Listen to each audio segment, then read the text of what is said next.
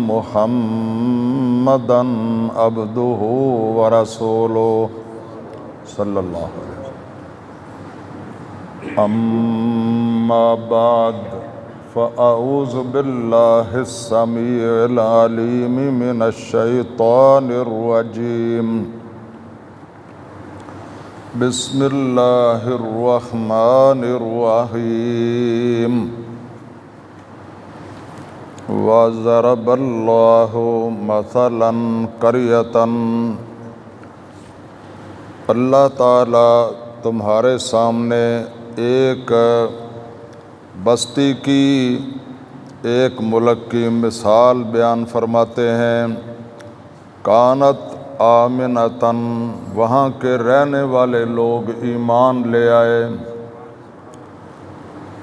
آمنتاً مطمئنتاً یأتیہا رزقہا رغداً من کل مکان، اور جہاں کے لوگ ایمان لے آئے وہاں ہر طرح سے امن و امان اطمینان بھی آ گیا۔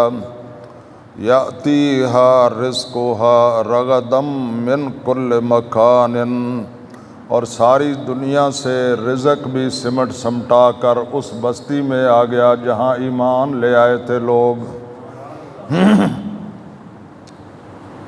فَكَفَرَتْ بِأَنْعُمِ اللَّهِ،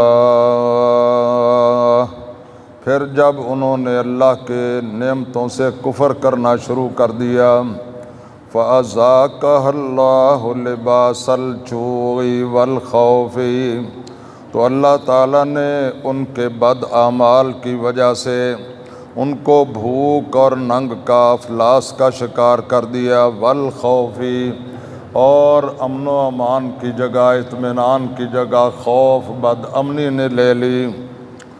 فرمایا بما کانوا یصنعون،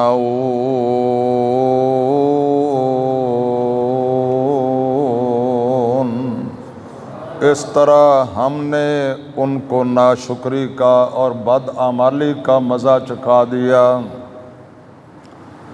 وَلَقَدْ جَاءَهُمْ رَسُولٌ مِّنْهُمْ فَكَذَّبُوهُ، اور ان کے پاس انہی میں سے رسول تشریف لائے تو انہوں نے ان کو جھٹلایا۔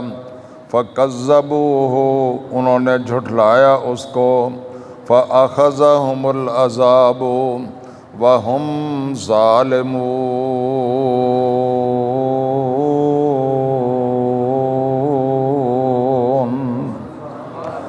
بس پھر ہم نے ان کو پکڑا اور اپنے عذاب میں جکڑ لیا، اور وہ تھے ہی ظلم کرنے والے۔ وقال رسول اللہ صلی اللہ تعالی علیہ وسلم، الملک یبقی مع الکفر ولا یبقی مع الظلم، ملک اور مملکتیں عدل و کفر، ملک اور مملکتیں کفر سے تو باقی رہ سکتے ہیں، ولا یبقی مع الظلم، مگر ظلم اور ناانصافی سے باقی نہیں رہ سکتے۔ وقال النبی صلی اللہ تعالی علیہ وسلم، ان اللہ ینصر الدولة العادلة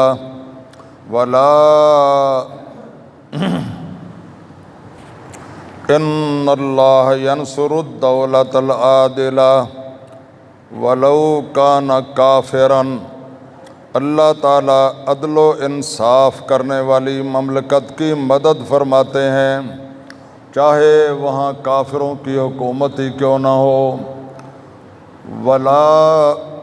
وَإِنَّ اللَّهَ لَا يَنْصُرُ الدَّوْلَةَ الظَّالِمَةَ وَلَوْ كَانَ مُسْلِمًا، اور اللہ تعالیٰ بے عدلی، بے انصافی اور ظلم کرنے والی کی مدد نہیں فرماتے، چاہے وہاں مسلمانوں کی حکومت ہی کیوں نہ ہو۔ آمنت باللہ صدق اللہ مولانا العلی العظیم وصدق رسولہ النبی الکریم۔ اللہ تعالیٰ کی حمد و ثنا، تعریف و تسبیح اور مدح و ستائش کے بعد سب حضرات مل کر اونچی آواز سے پیارے پیغمبر حضرت محمد الرسول اللہ صلی اللہ تعالیٰ علیہ وسلم پر درود پاک پڑھ لیں۔ ان اللہ و ملائکتہ یصلون علی النبی یا ایہا الذین آمنوا صلوا علیہ وسلموا تسلیما۔ اللہم صلی علی محمد وعلی آل محمد کما صلیت علی ابراہیم وعلی آل ابراہیم انک حمید مجید۔ اللہم بارک علی محمد وعلی آل محمد کما بارکت علی ابراہیم وعلی آل ابراہیم انک حمید مجید۔ برادران اسلام، خواتین و حضرات،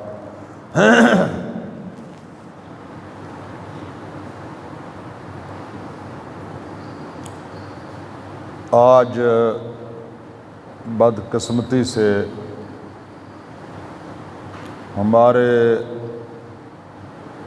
ملک کے پاک وطن عزیز پاکستان کو جس طرح انتشار و افتراق کا نشانہ بنایا جا رہا ہے، ان خود غرض کرسی سے چمٹے ہوئے لالچی، طمع خور اور کرپٹ حکمرانوں نے جس طرح اپنی انا اور ضد کو مسئلہ بنایا ہوا ہے کہ اگر ہماری حکومت نہیں ہے تو پھر کوئی بھی نہیں ہے، یہ بہت بڑی پاکستان کے ساتھ، پاکستان کے عوام کے ساتھ، ہمارے ساتھ، مستقبل کے ہمارے بچوں کے ساتھ، آئندہ نسلوں کے ساتھ بہت بڑا ظلم اور بہت بڑی زیادتی کی جا رہی ہے۔ میں آپ کی خدمت میں یہ واضح طور پر عرض کرنا چاہتا ہوں کہ میرا دلی تعلق اور دلی رشتہ جو ہے وہ صرف اور صرف اللہ رسول سے، دین اسلام سے اور وطن عزیز پاکستان سے ہے۔ میں یہ ایمانداری سے سمجھتا ہوں کہ آج جو ہمارے حالات ہیں اس کا کوئی ایک شخص یا ایک پارٹی ذمہ دار نہیں ہے، یہ تمام کے تمام لوگ جو ہیں، جتنے بھی سیاستدان ہیں، وہ سب ذمہ دار ہیں۔ اور یہ بھی میں آپ کو بتلا دینا چاہتا ہوں کہ اس کا مطلب یہ نہیں ہے کہ ادارے جو ہیں وہ تو بڑے کامیاب ہیں، یہ اداروں کی بھی بدترین ناکامی ہے اور تمام شعبوں کی بھی بدترین ناکامی ہے۔ کسی کو بھی اس سے بری و ذمہ قرار نہیں دیا جا سکتا۔ یہی وہ لوگ ہیں اور کوئی لوگ نہیں ہیں کہ جنہوں نے 76 سال گزر گئے، 10 لاکھ سے زیادہ مسلمانوں کی شہادتوں کے بعد اور ماؤں بہنوں کی عصمتیں، عزتوں کی قربانی دینے کے بعد جو وطن عزیز لا الہ الا اللہ محمد رسول اللہ کے نام پر حاصل کیا گیا، یہی وہ لوگ ہیں جنہوں نے آج تک اس ملک میں ایک لمحے کے لیے بھی قرآن و سنت کا نظام نہیں آنے دیا، اور نہ ہی لا الہ الا اللہ کے تقاضے قوم کو سمجھائے اور نہ ہی اس کی ذمہ داریاں خود پوری کی۔ اور اس سے بھی بڑا ظلم یہ ہے کہ انہوں نے جمہوریت کا نام لیا اور پاکستان میں اسلام کو بھی نہیں آنے دیا اور جمہوریت کو بھی نہیں چلنے دیا، تاکہ کوئی سسٹم تو چلنے دیتے جس سے عوام کے غریبوں کے، مزدوروں کے اور جو کمزور لوگ ہیں ان کے مسائل حل ہوتے، کم از کم ملک میں ان کو عدل و انصاف ملتا۔ عدل و انصاف جس ملک میں نہ ہو وہ ملک، اللہ کے رسول کا فرمان، اس کے راوی حضرت علی المرتضیٰ ہیں، وہ پڑھ کر میں نے سنایا ہے کہ کفر پر تو ملک باقی رہ سکتے ہیں مگر بے عدلی اور بے انصافی پر ملک باقی نہیں رہ سکتے۔ پھر اللہ تعالیٰ عدل و انصاف کرنے والی حکومت کی مدد کرتا ہے، چاہے وہاں کافروں کی حکومت کیوں نہ ہو، اور جہاں عدل و انصاف نہ ہو وہاں اللہ مدد نہیں کرتا، چاہے مسلمانوں کی حکومت کیوں نہ ہو۔ آج حالات آپ کے سامنے ہیں، انہوں نے ہمارے وطن عزیز کو کس مقام پر پہنچا دیا ہے۔ میں آپ کو یہ عرض کرنا چاہتا ہوں کہ ہماری تباہی اور بربادی کے سارے پروگرام انہوں نے مکمل کر دیے ہیں۔ پاکستان کو یہ عراق، شام یا سوڈان بنانا چاہتے ہیں، اور پاکستان کی عوام کو اور پاکستان کی فوج کو آپس میں لڑا کر مودی کے عزائم کو اور امریکہ کے اور برطانیہ کے عزائم کو پورا کرنا چاہتے ہیں۔ وہ اوپر سے تو بڑی بڑی نصیحتیں کرتے ہیں، بڑی بڑی اچھی باتیں کرتے ہیں، مگر اقبال رحمۃ اللہ علیہ نے ان کے بارے میں واضح طور پر کہا تھا کہ تو نے کیا دیکھا نہیں، مغرب کا جمہوری نظام، چہرہ روشن اندروں چنگیز سے تاریک تر۔ اوپر سے وہ ہمیں بڑی بڑی اچھی باتیں سناتے ہیں، مگر اندر سے ان کے دل چاہتے ہیں کہ یہ روئے زمین پر ایک ہی ملک ہے جو نظریہ اسلام کے نام پر قائم ہوا ہے، اور نظریاتی مملکت ہے جو دین اسلام کے نام پر ہے، اللہ رسول کے نام پر ہے۔ اس کو کسی نہ کسی طرح ختم کر دیا جائے اور اس کو مٹا کر رکھ دیا جائے۔ اب میرے دوستوں، بھائیوں، بزرگوں، آج میں آپ کو بتلانا چاہتا ہوں اور یہ دعوت دینا چاہتا ہوں، جاگو وگرنہ حشر نہ ہوگا پھر کبھی۔ دوڑو، زمانہ چال قیامت کے چل گیا۔ پارٹی بازیاں چھوڑ دو، جانبداریاں چھوڑ دو، دھڑے بندیاں ختم کرو، صرف اور صرف اللہ رسول کے ساتھ ہو جاؤ اور اپنے ملک کے ساتھ ہو جاؤ۔ اپنے نفع اور نقصان کو سوچنا شروع کرو، اور یہ دیکھو عدل و انصاف سے، پورے عدل و انصاف سے، کوئی جانبداری نہ کرو۔ جانبداری کی اینکوں کو اتارو، فرقہ واریت کی اینکوں کو اتارو، دھڑا بندی کی اینکوں کو اتارو، پوری ایمانداری سے، دیانتداری سے دیکھو کون جو ہے وہ ظلم کر رہا ہے، کون ظالم ہے، کون مظلوم ہے، کون سچا ہے، کون جھوٹا ہے۔ میں سمجھتا ہوں کہ اگر صرف پاکستان کے عوام جو ہے وہ ایک فیصلہ کر لیں کہ ہم نے سچ بولنا ہے اور جھوٹ نہیں بولنا ہے، اور سچے کا ساتھ دینا ہے اور جھوٹے کا ساتھ نہیں دینا ہے، تو اللہ کی قسم ہے پاکستان میں اللہ کی رحمت آ جائے گی، خدا کی مدد آ جائے گی، اللہ کی نصرت آ جائے گی، اور پھر پاکستان کو کوئی دنیا کی طاقت نقصان پہنچانے میں کامیاب نہیں ہو سکے گی۔ یہ بڑی خوفناک سازش ہے کہ جو کچھ پرسوں ہوا ہمارے پاکستان میں، اور جس برے طریقے سے اور غلط طریقے سے ہائی کورٹ سے ایک سیاسی رہنما کو زبردستی گرفتار کیا گیا، اور وہ طریقہ غلط تھا۔ چلو گرفتاری تو کوئی بات نہیں ہے، اگر جائز ہو تو گرفتار ہونا چاہیے بندے کو، مگر غلط طریقے سے آپ نماز بھی پڑھیں گے تو وہ بھی نقصان میں جائے گی، غلط طریقے سے کوئی نیک کام بھی کریں گے تو اس کو بھی دنیا جو ہے وہ برا سمجھے گی۔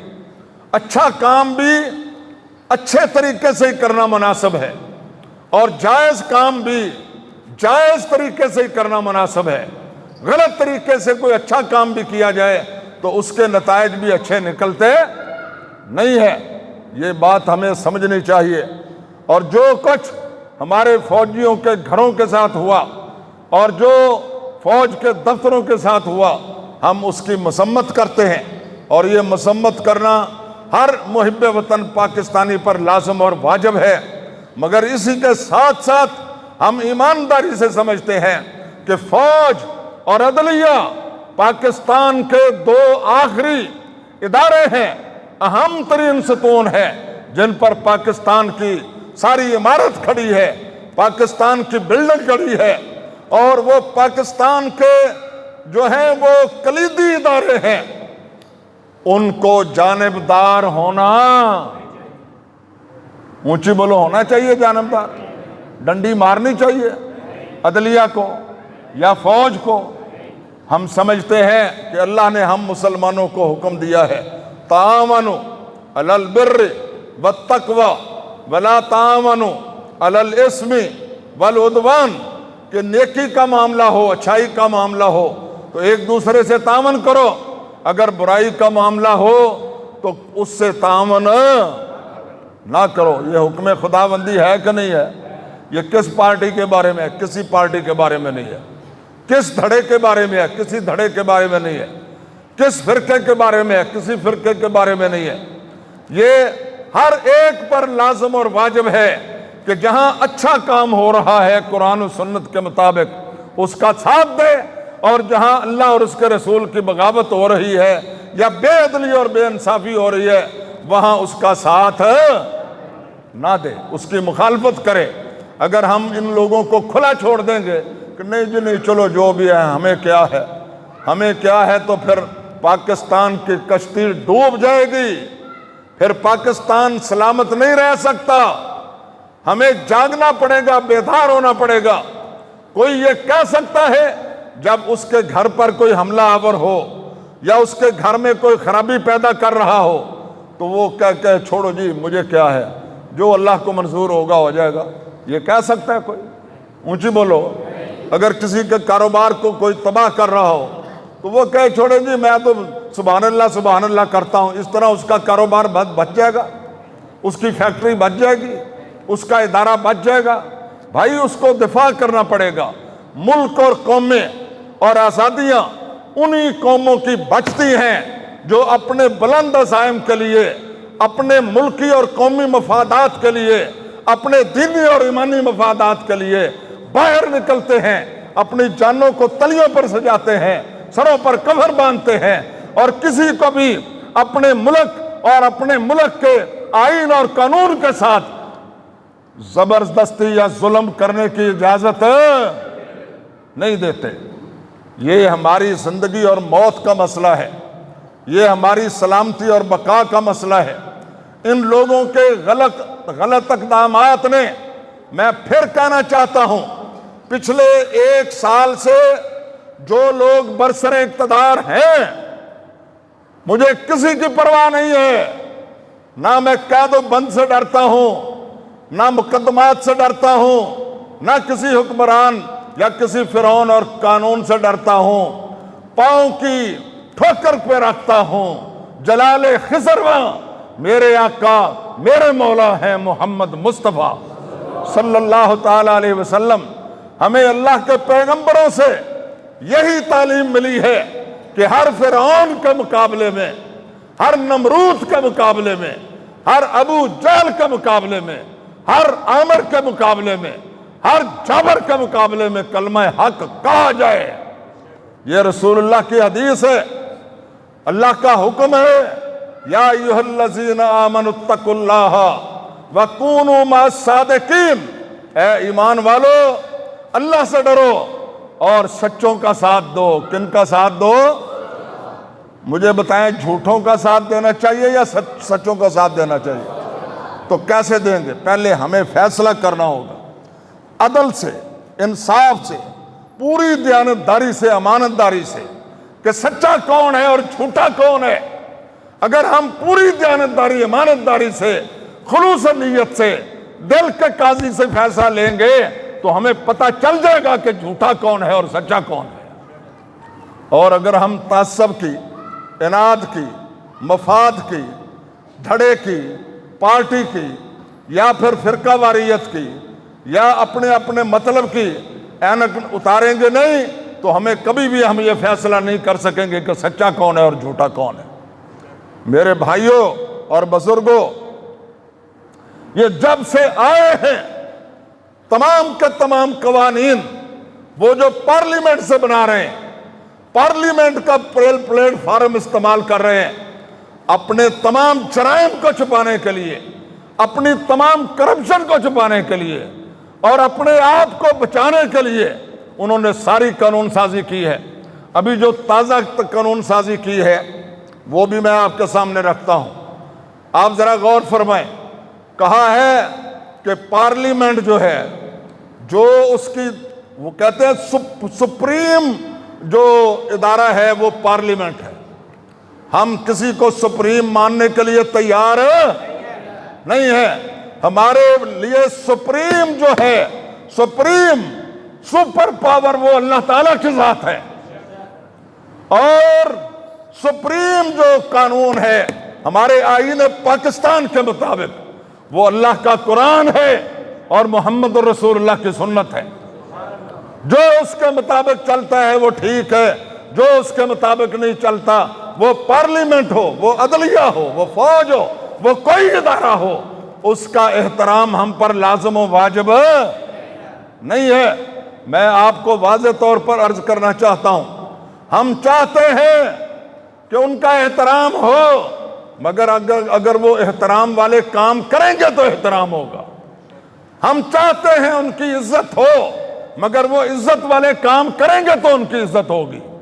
ہم چاہتے ہیں کہ ان کی تکریم ہو، مگر وہ کام تکریم والے کریں گے تو ان کی تکریم ہوگی۔ صرف جو ہے وہ یہ نہیں ہے کہ وہ کام تو جو مرضی کرتے رہیں اور ہم ان کی تکریم کرنے کے پابند ہوں۔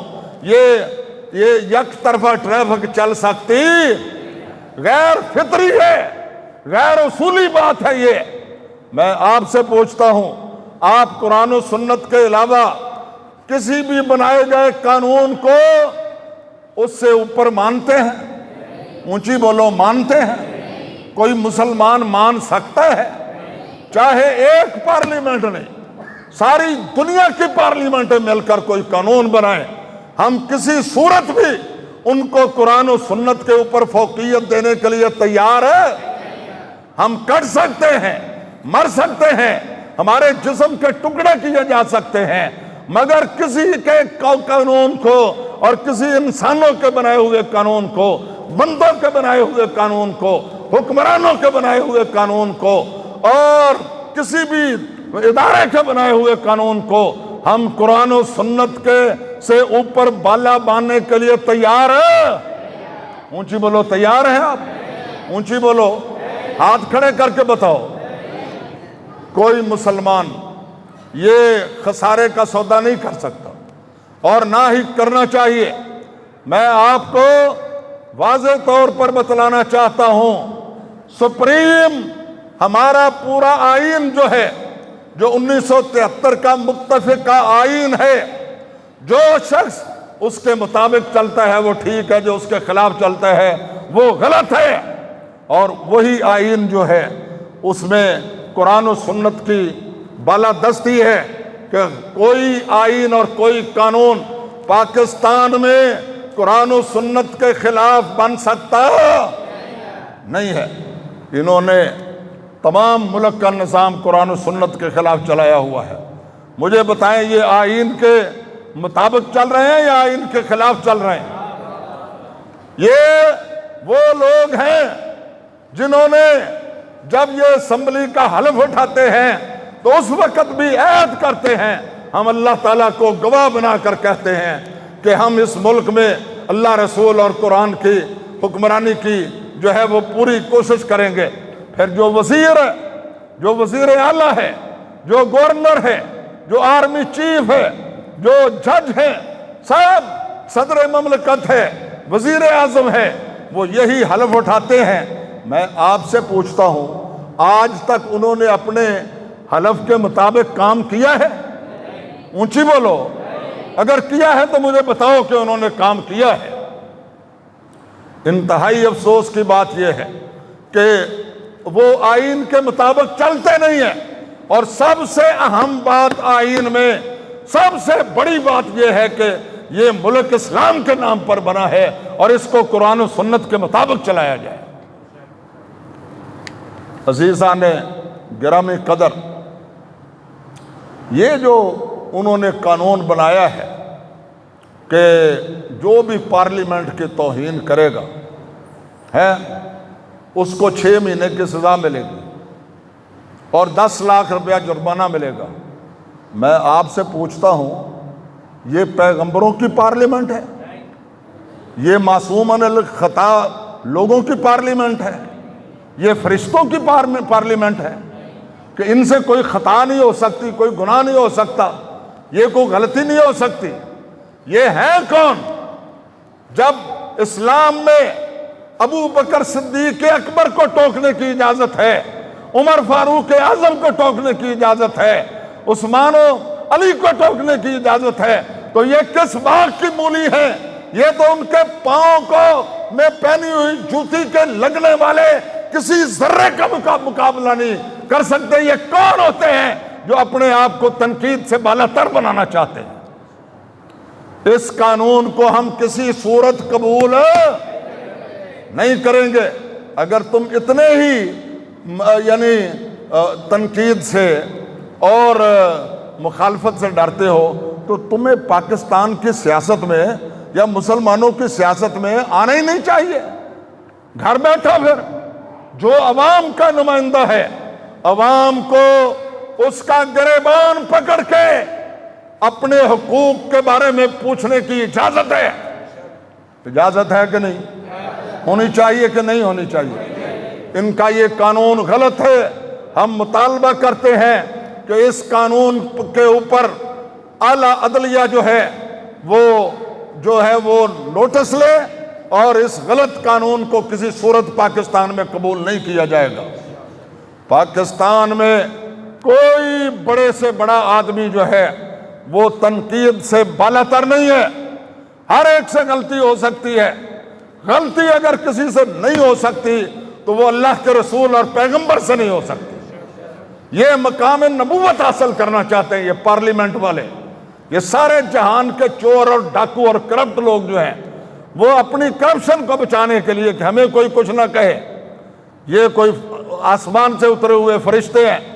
یہ ہم واضح طور پر عرض کرنا چاہتے ہیں کہ فوج بڑا اعلیٰ ادارہ ہے اور فوج کی جو قربانیاں ہیں، جو خدمات ہیں اور جو کوششیں اور کاوشیں ہیں، ہم ان کو خراج تحسین پیش کرتے ہیں۔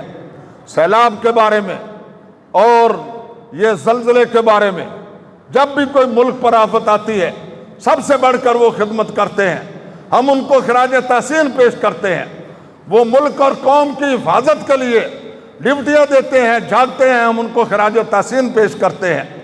مگر ہم مطالبہ کرتے ہیں کہ اس ملک عزیز کی سلامتی کے لیے، اس وطن کے امن و امان کے لیے، اس ملک کے معیشت کو بچانے کے لیے، اس ملک کی بقا کے لیے خدا کا واسطہ دے کر ہم فوجیوں کو کہتے ہیں کہ اپنے پاکستان کے عوام کو مارنے کے لیے، ان کو کچلنے کے لیے یہ سازش کرتے ہیں، تمہیں ان کی سازش کا حصہ بننا نہیں چاہیے۔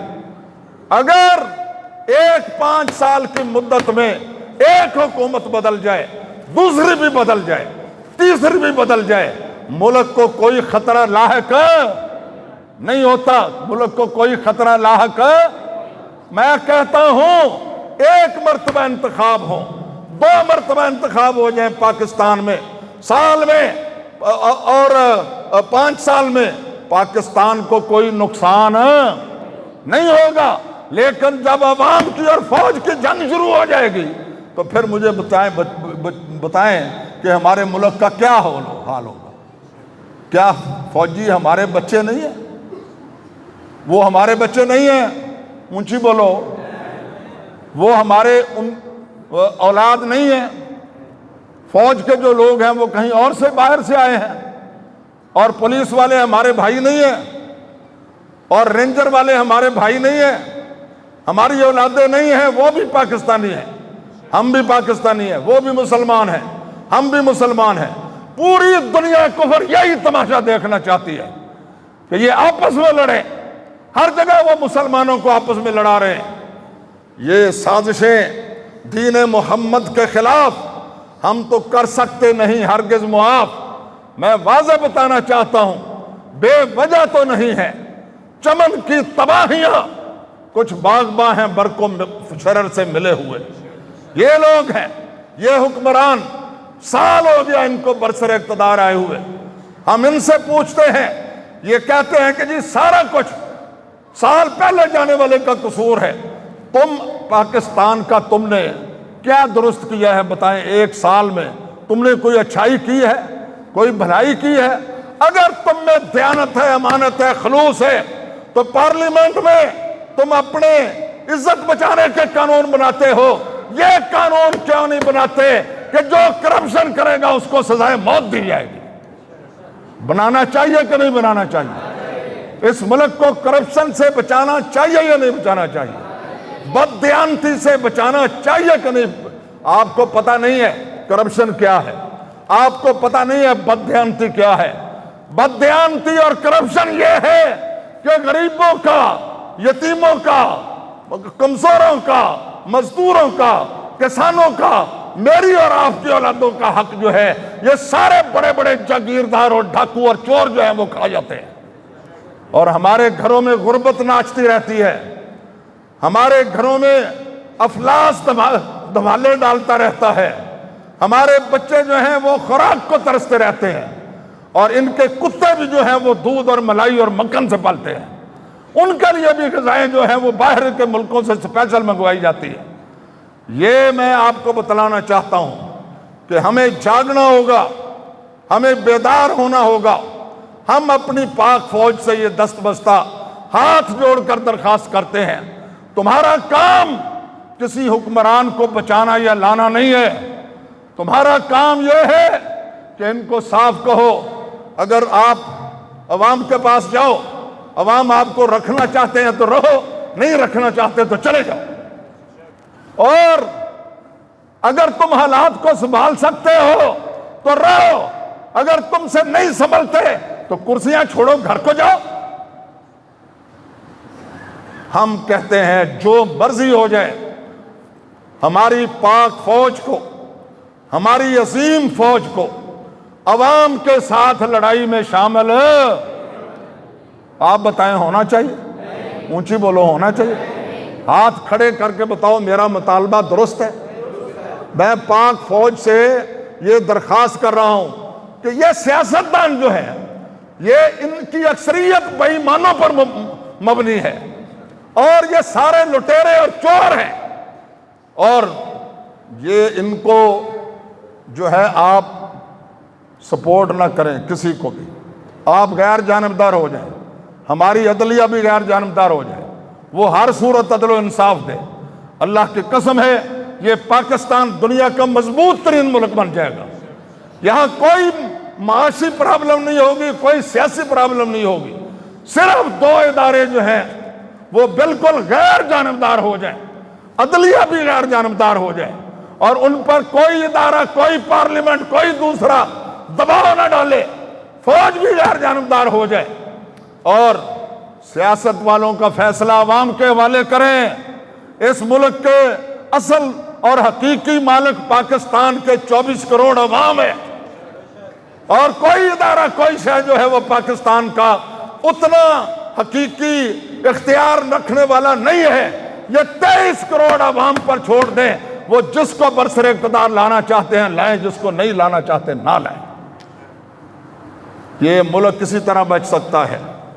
اور باتیں تو خیر بڑی ہیں، لیکن وقت چونکہ ختم ہو گیا ہے. آپ دعا کریں اللہ تعالی ہمارے ملک کی خیر کرے، ہمارے حکمرانوں کو، سیاستدانوں کو، اور